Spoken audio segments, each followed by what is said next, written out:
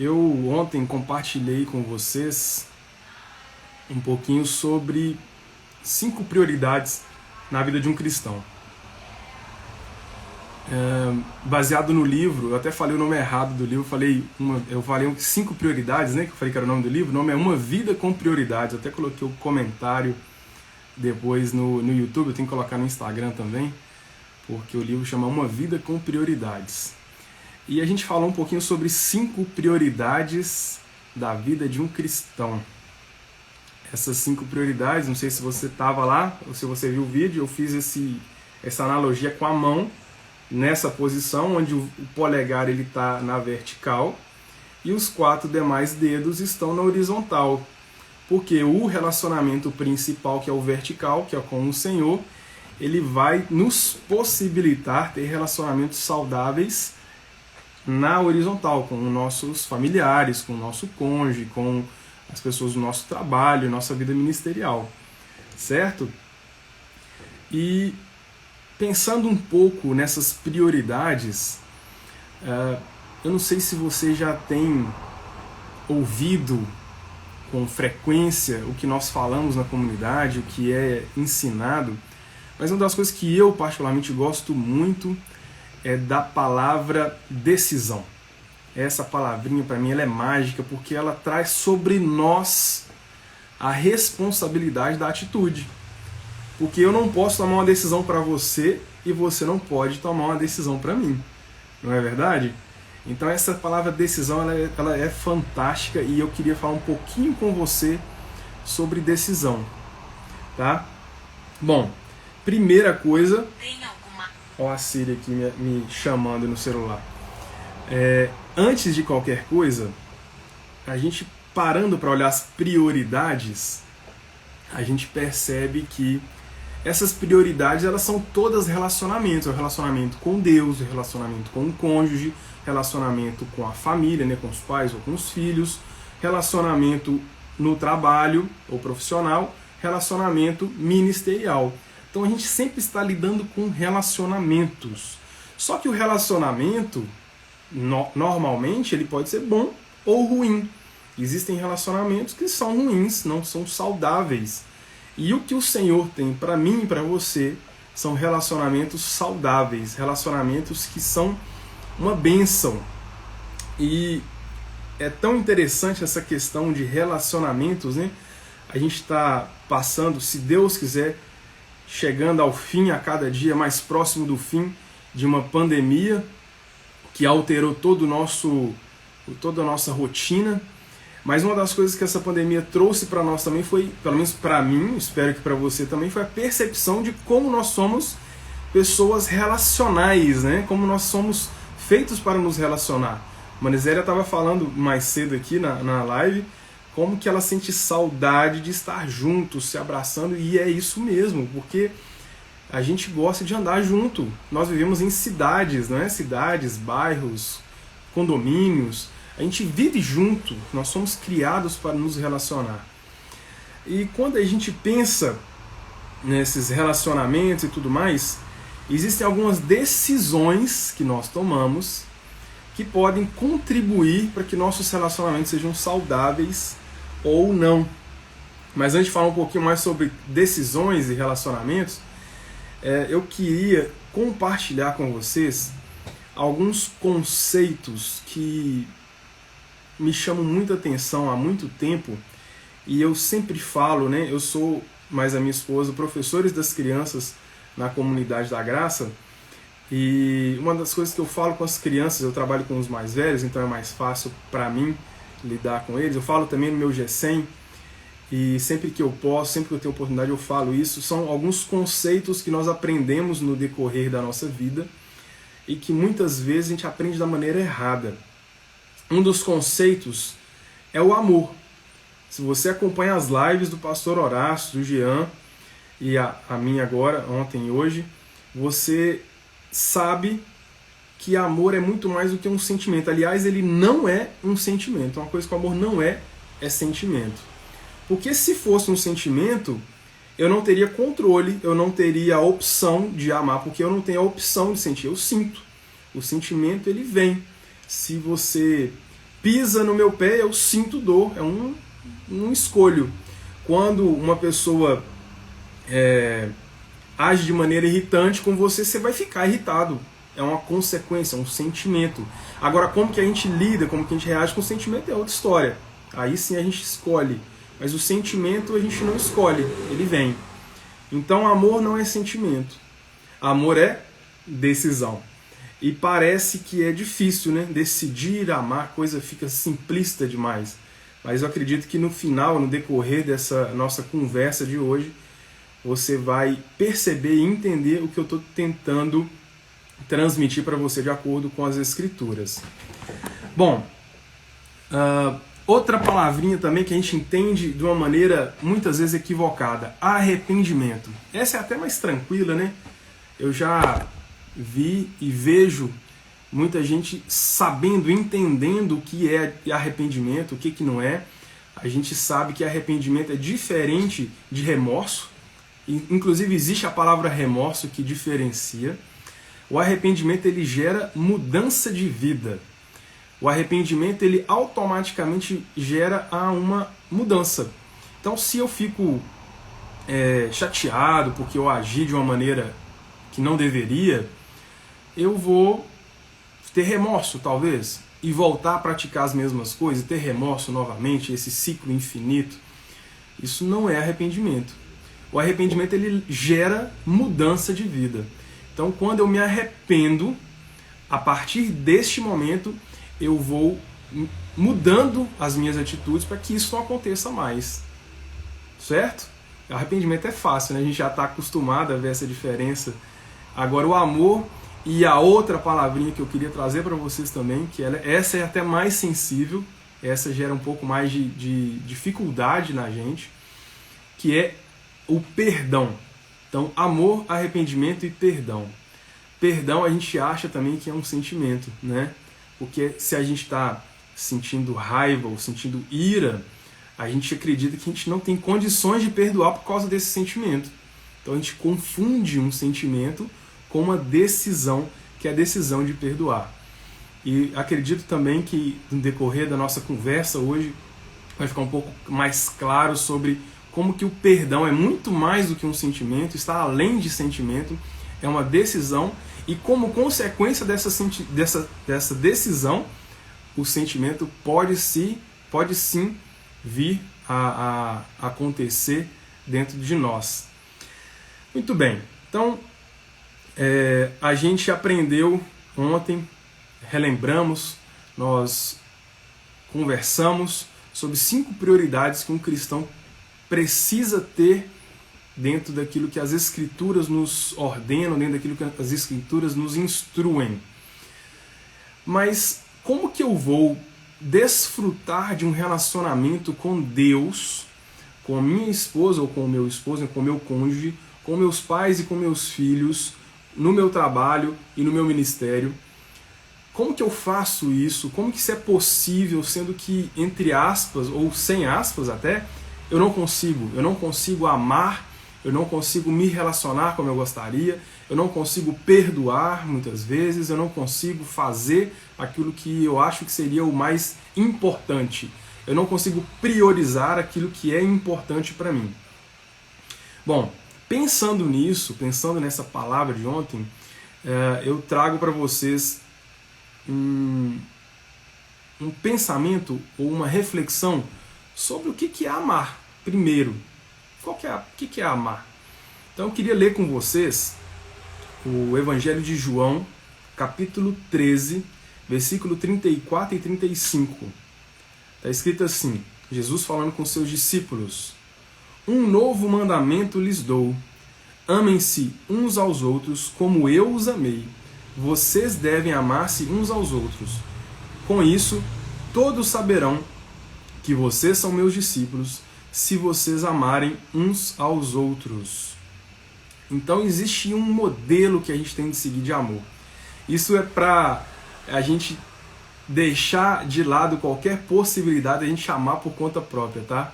Se você acha que é difícil amar desse jeito, amar como Jesus nos amou, então você está certo, você está certa. É muito difícil. Eu digo mais, é impossível para o homem ou para a mulher amar como Jesus amou de maneira natural, ou seja, de maneira própria, nativa. Eu não nasci com essa possibilidade porque nós nascemos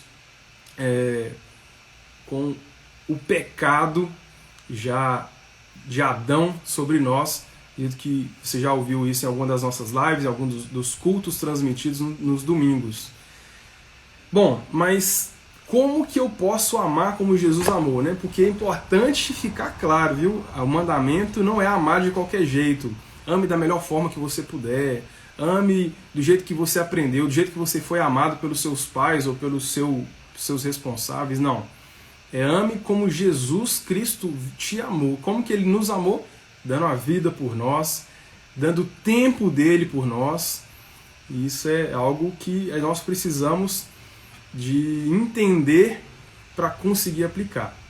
E como que a gente pode amar como Jesus nos amou? Primeira coisa, eu falei ontem e repito hoje porque é extremamente importante. A gente precisa de um novo coração. A gente precisa de nascer de novo. Precisamos ser transformados por Jesus Cristo. Precisamos de ter o Espírito Santo habitando em nós. Porque, pensa comigo, no decorrer da nossa vida a gente vai sofrendo, a gente vai se desgastando, a gente vai tendo frustrações. E não sei você, mas comigo foi assim. Eu comecei a me fechar para alguns sentimentos e comecei a ter dificuldades de me relacionar mesmo. Eu tive dificuldade de me relacionar com as pessoas, porque eu ficava com tanto receio de sofrer, com tanto receio de ser frustrado, que era muito mais fácil para mim me fechar, virar aquele repolhão, do que abrir o peito e tentar e fazer e tal. A questão é que a gente não precisa nem de uma coisa nem de outra. Eu não preciso ficar tentando do meu jeito e também não posso e não devo me fechar para os relacionamentos. A primeira coisa, eu preciso experimentar o amor de Deus. Porque como que eu posso amar como Deus me ama se eu não experimento esse amor? É algo incoerente. Eu não sei que amor é esse, eu não sei. Eu aprendi que amor é amar quem me ama, fazer o bem para quem faz o bem para mim. Se a pessoa me trata de uma maneira ruim, a minha retribuição para ela também é ruim. Ou no máximo a indiferença. Mas o que a palavra de Deus tem para nós é um amor que supera todas essas coisas. E como que eu posso amar dessa maneira sem ter sentido este amor de Deus por mim? Sem ter experimentado o amor de Deus por mim? E é interessante que eu já fui um adolescente revoltado, viu, gente?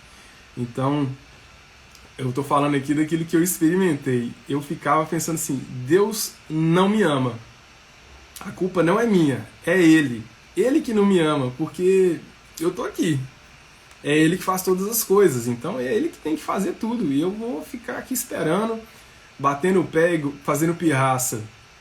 Mas a gente tem na palavra de Deus vários textos maravilhosos que demonstram o amor de Deus para conosco. Um dos que eu gosto muito, é muito conhecido, que é João 3,16, que diz: porque Deus amou o mundo de tal maneira que deu seu único Filho para todo aquele que nele crê, não pereça, mas tenha a vida eterna. Eu acho legal esse tal maneira, que é algo tão grandioso que eu não consigo expressar com palavras.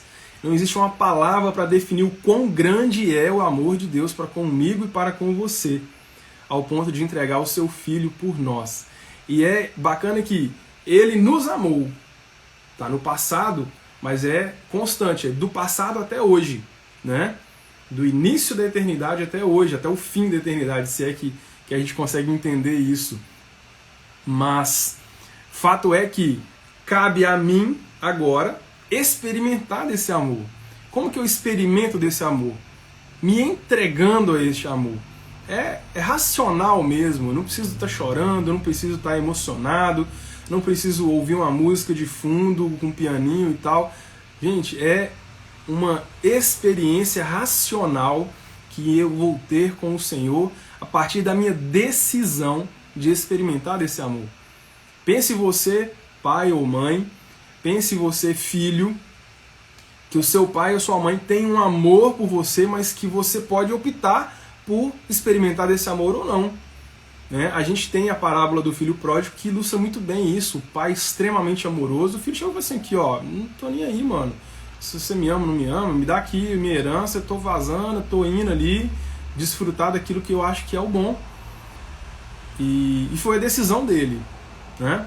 Graças a Deus que, apesar dessa decisão que nós muitas vezes tomamos, nós podemos sim decidir voltar atrás.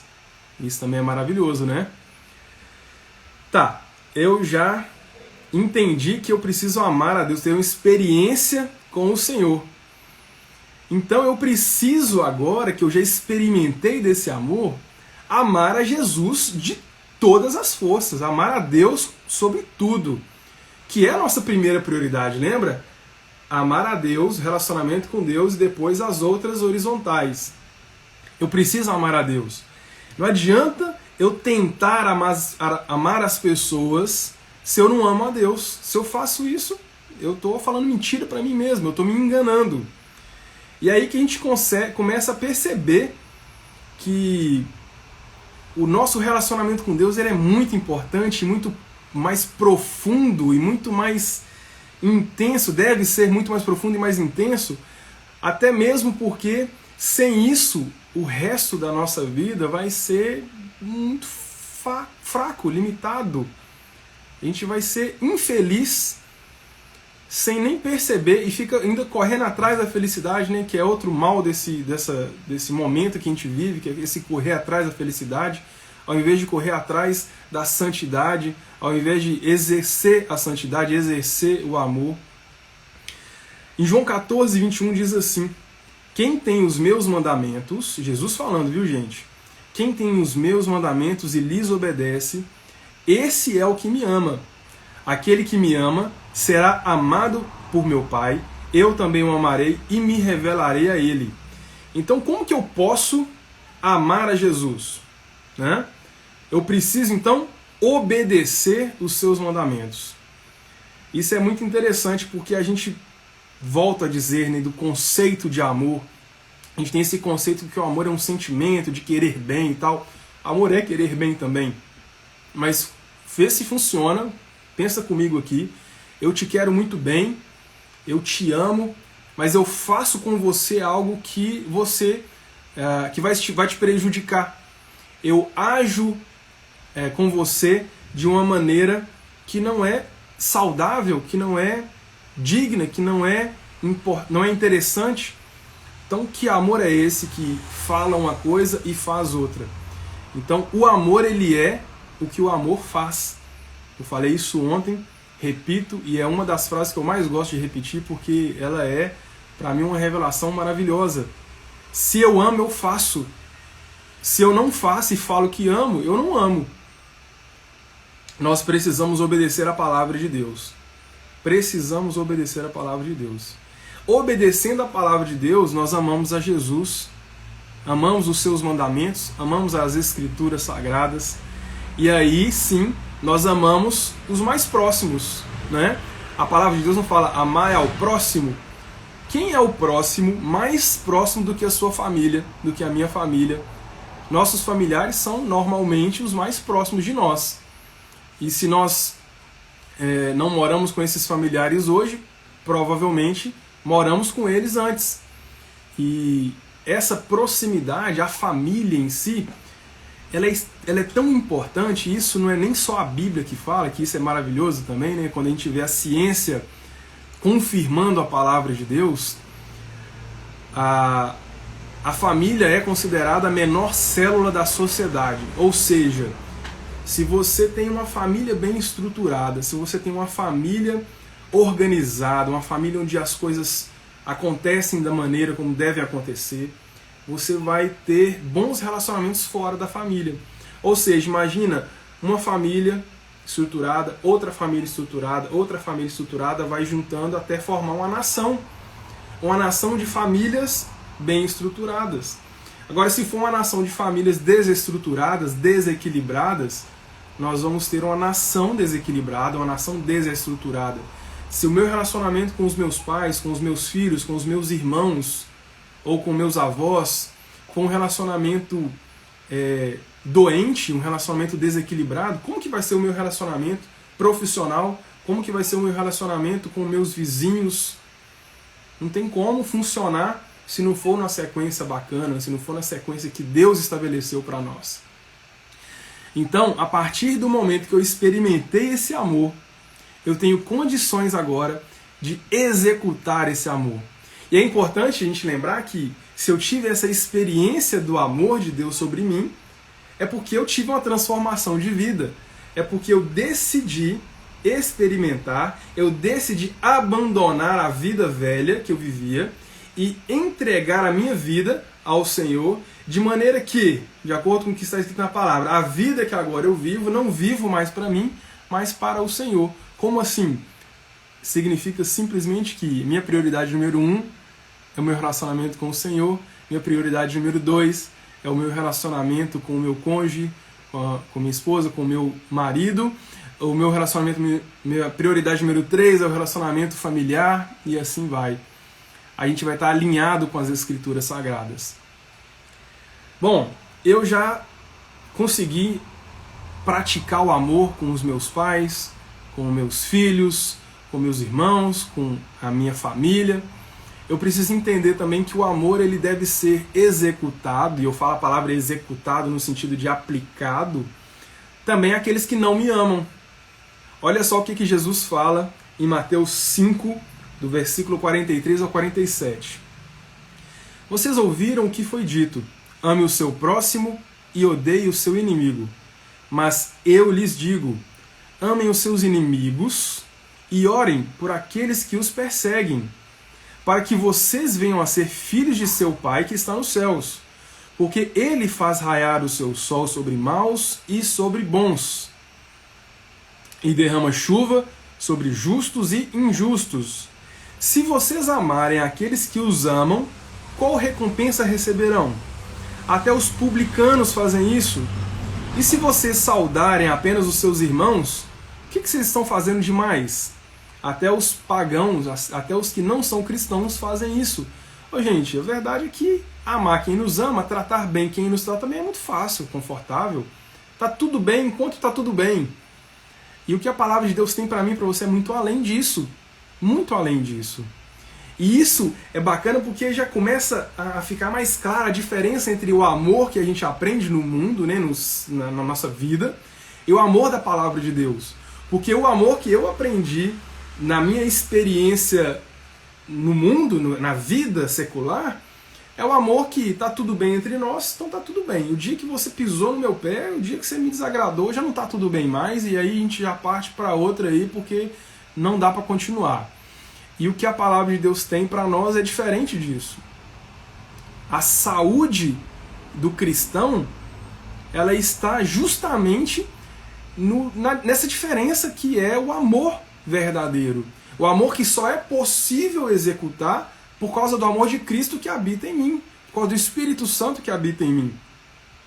E foi o que Cristo fez por nós, né? Não sei se você conhece, o versículo 8 de Romanos 5 diz assim: mas Deus demonstra o seu amor por nós. Cristo morreu em nosso favor quando ainda éramos pecadores. A palavra diz que nós éramos inimigos de Deus. Ele nos amou. Se Deus fosse esperar a gente ficar bonzinho, falar assim, então Deus, aqui, a gente percebeu o que a gente precisa e tal, vamos andar junto aqui. Se Ele esperasse isso, então a gente estava lascado, a gente estava sem chance. Mas antes de nós experimentarmos, Ele nos amou. É por isso que a decisão é nossa, porque Ele já nos amou, Ele já nos ama. A questão é qual a decisão que a gente vai tomar. E uma coisa importante sobre decisão, eu até ia falar antes e esqueci, a gente sempre está decidindo, tá? Não pense você, eu vou decidir depois. Você tomou uma decisão nesse instante, quando você fala, vou decidir depois. Você tomou a decisão de não decidir. Parece engraçado, né? Mas é verdade. Até a pessoa que deixa a vida me levar, a vida leva eu, tomou a decisão de deixar a vida levar. A gente está sempre tomando a decisão. E sempre a decisão que a gente toma exclui a outra possibilidade. Então, se eu decido seguir a Cristo, eu decidi deixar de andar da forma que eu andava. Se eu decidir amar como Cristo amou, então eu já estou decidindo automaticamente não me ofender, não viver uma vida de ofensa, onde eu fico guardando e remoendo esses sentimentos que a gente nutre dentro de nós. E falando em ofensa, importante a gente falar um pouquinho sobre perdão. Porque se eu tenho uma nova vida em Cristo, eu já posso amar como Cristo ama. Porque é o amor dele que habita em mim, não é algo que eu fui aprendendo de acordo com a minha vida, de acordo com as minhas experiências durante a minha vida, durante o meu dia a dia, mas é o amor que ele me amou, que habita em mim, porque o Espírito Santo habita em mim, e Deus é amor, está lá em 1 João. Se Deus é amor, então o amor habita em mim, e se o amor habita em mim, eu tenho condições de amar como ele me amou. E a partir desse entendimento, eu posso dizer também que eu tenho condições de perdoar. Lembra que eu falei que o perdão, ele não é um sentimento, mas é uma decisão? E isso é algo muito interessante, porque a gente tem muita dificuldade com o perdão, né? Existe um livro muito interessante, recomendo a todos vocês, para mim foi muito bom, chamado A Isca de Satanás, de John Bevere, um livro que fala sobre a ofensa, como é danoso para o ofendido, né? A ofensa é como você tomar veneno esperando que o outro morra. Eu vou tomar um veneno aqui porque eu estou com muita raiva do fulano. Fulano fez isso por mim, eu nunca vou perdoá-lo. Toma aqui um veneninho para ver se ele morre. Não funciona. Pelo contrário, é danoso para mim. Quem ama, perdoa. Quem ama, perdoa. O perdão é o melhor remédio para a nossa saúde emocional. É antídoto contra a ofensa. Perdão é a decisão que a gente toma, e a partir dessa decisão uma atitude de perdoar, de decidir perdoar, e talvez o sentimento demore um pouco para vir, talvez o sentimento venha em seguida, e isso não cabe a nós nos preocuparmos. O que a gente tem que preocupar é em perdoar, independente do que foi feito. E falar que é humanamente fácil? Não é mesmo, não é mesmo. Falo por experiência própria, não é fácil, humanamente falando. Mas é possível para aquele que nasceu de novo, que é aquele primeiro tópico que eu falei. Precisamos nascer de novo para poder experimentar do amor e do perdão. Porque se eu experimentei do perdão de Cristo, eu também tenho condições de perdoar como Cristo perdoou. É lindo pensar que tudo vem de Deus, não vem de mim. Se eu entendo que o amor vem de Deus, que o perdão vem de Deus, e que Deus, o Espírito Santo, habita dentro de mim, facilita muito o meu entendimento em relação a como agir. Eu queria ler com vocês, para a gente já caminhar para o final, Romanos 12. Eu queria ler ele todo. Vou tomar até uma aguinha aqui antes. Se você tiver com a Bíblia aí, e puder abrir em Romanos 12, eu estou lendo a versão NVI, caso você tenha. Caso não tenha, não tem problema, vai dar para acompanhar também. Romanos 12 diz assim: Portanto, irmãos, rogo-lhes pelas misericórdias de Deus que se ofereçam em sacrifício vivo, santo e agradável a Deus. Este é o culto racional de vocês. Pessoal, para rapidinho aqui. Culto racional, tá? A gente tem às vezes o hábito de querer, como é que se diz? Espiritualizar tudo. Mas o espiritual é racional, tá? O perdão é racional, o amor é racional, a decisão é extremamente racional. Então o nosso culto, a nossa vida de devoção a Deus é racional também. Não imagine que você vai ficar igual filme todo cheio de, todo romântico, toda romântica, e isso, e olha só. Tem dia que não, tem dia que você tá na vibe mais down, você tá mais cansado, mais desgastado. Ok, não deixa de ser culto a sua vida. Racional. Então vou continuar. Não se amoldem ao padrão deste mundo, mas transformem-se pela renovação da sua mente. Renovação da mente. para que sejam capazes de experimentar e comprovar a boa, agradável e perfeita vontade de Deus. Pois pela graça que foi dada, digo a todos vocês, ninguém tenha de si mesmo um conceito mais elevado do que deve ter, mas, pelo contrário, tenha um conceito equilibrado, de acordo com a medida da fé que Deus lhe concedeu. Assim como cada um de nós tem um corpo com muitos membros, e esses membros não exercem todos a mesma função, assim também, em Cristo, nós que somos muitos, formamos um corpo, e cada membro está ligado a todos os outros. Olha o relacionamento aí, gente, que coisa maravilhosa. Nós somos membros de um corpo que é a Igreja do Senhor. Nós, neste momento, apesar de não estarmos de frente presencialmente, estamos nos relacionando como Igreja do Senhor. E isso é maravilhoso, né? Graças a Deus pela tecnologia que nos proporciona isso. Não é verdade? Somos seres relacionais, vivemos para nos relacionar. Continuando, temos diferentes dons, de acordo com a graça que nos foi dada. Se alguém tem o dom de profetizar, use-o na proporção da sua fé. Se seu dom é de servir, sirva. Se ensinar, ensine. Dar ânimo, que assim faça. Se é contribuir, contribua generosamente. Se é exercer liderança, que a exerça com zelo. Se é mostrar misericórdia, que o faça com alegria. Olha essa parte, que maravilha. Pessoal, isso é pra gente não ficar tentando. A máscara que a gente tem que usar é só essa daqui da proteção, viu? Não precisa usar máscara para esconder o rosto não, tá? O amor, vamos ler, lê comigo aqui. O amor deve ser sincero. Fingir não serve, gente. Deus conhece o meu coração, o seu coração. Ele não está preocupado com casca, ele preocupa com o nosso interior. Então não adianta eu pular a etapa, não adianta falar assim, não, eu não experimentei do amor de Deus não, mas eu vou fazer isso aqui porque é legal, né? Poxa, que bonito amar aquele que não me ama, ou como alguns dizem, amar o inimigo. É bonito isso, eu vou viver assim também, vou fazer disso uma regra para minha vida. Não adianta pular etapa, porque tem que ser sincero. Se não for sincero, não resolve. Então vamos continuar. O amor deve ser sincero. Odeiem o que é mal, apeguem-se ao que é bom. Dediquem-se uns aos outros com amor fraternal. Prefiram dar honra aos outros mais do que a si próprios. Nunca lhes falte o zelo. Sejam fervorosos no espírito, sirvam ao Senhor. Alegrem-se na esperança, sejam pacientes na tribulação, perseverem na oração. Compartilhem o que vocês têm com os santos em suas necessidades. Pratiquem a hospitalidade. Abençoem aqueles que os perseguem. Abençoem e não amaldiçoem. Alegrem-se com os que se alegram. Chorem com os que choram. Tenham a mesma atitude uns para com os outros.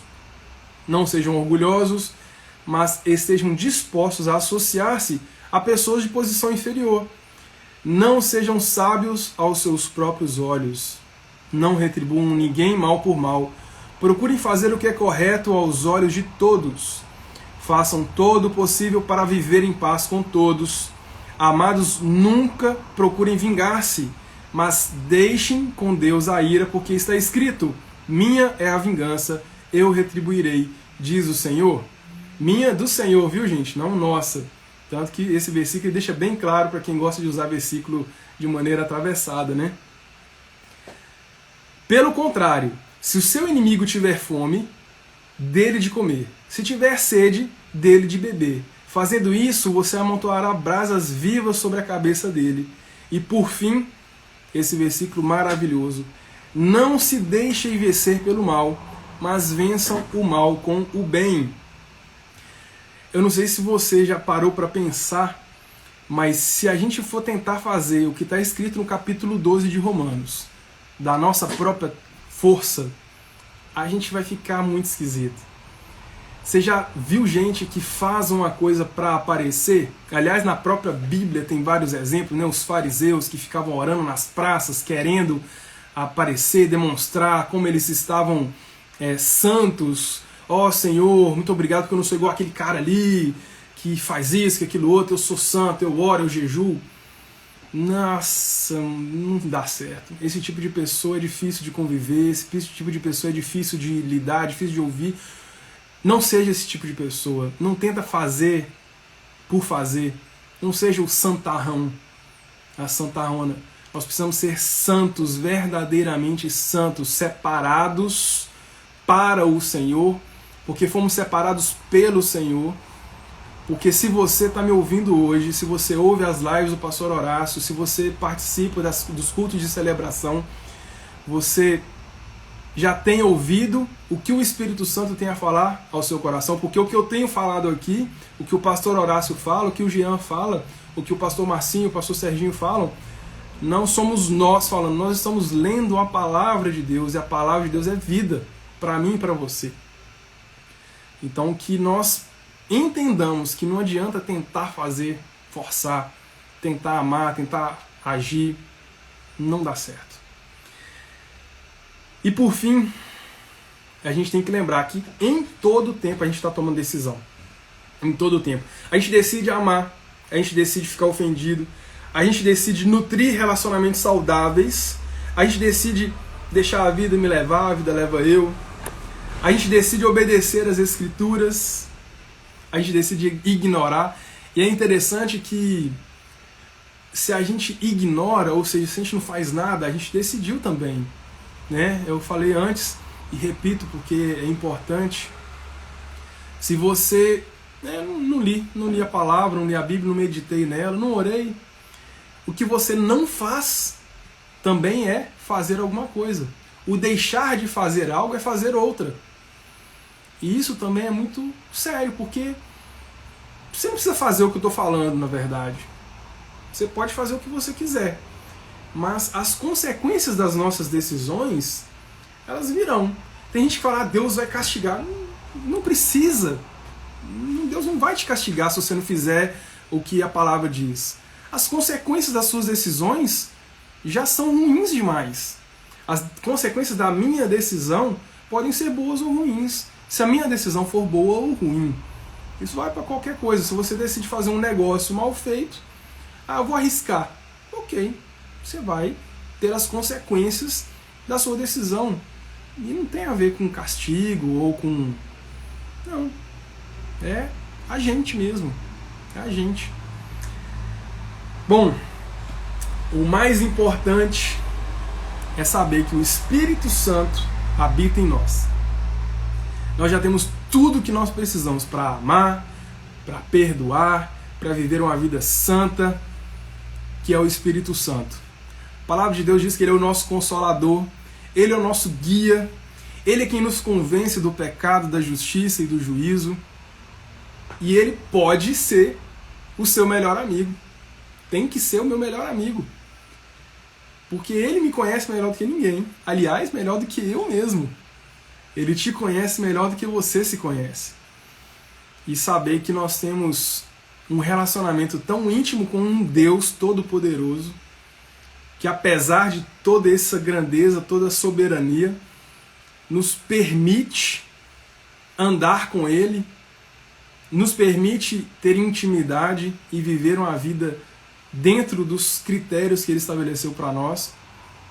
E isso não tira de nós as limitações humanas, pelo contrário, nós continuaremos tendo essas limitações, porque como o pastor Horácio diz, né, normalmente no fim da live ele fala, e é muito lindo porque é verdade, é a palavra de Deus, aquele que iniciou a boa obra em nós, Ele é fiel para aperfeiçoá-la até a volta de Cristo Jesus. Então nós vamos seguindo de fé em fé e de glória em glória. Não existe obra, tô pronto. O John aqui já leu, já entendeu, agora já estou praticando e acabou. Eu aqui, Deus comigo e vamos junto. E agora estamos sempre crescendo, sempre amadurecendo, sempre aprendendo. E que Deus te abençoe, derrame a sua graça, maravilhosa graça, abundante graça sobre a sua vida, sobre a vida da sua casa, em nome de Jesus. Que nós possamos desfrutar primeiro desse amor maravilhoso de Deus para conosco e em seguida podermos transmitir, transbordar deste amor aos nossos familiares e daí para lá até os confins da terra, como diz a palavra de Deus. Amém, queridos?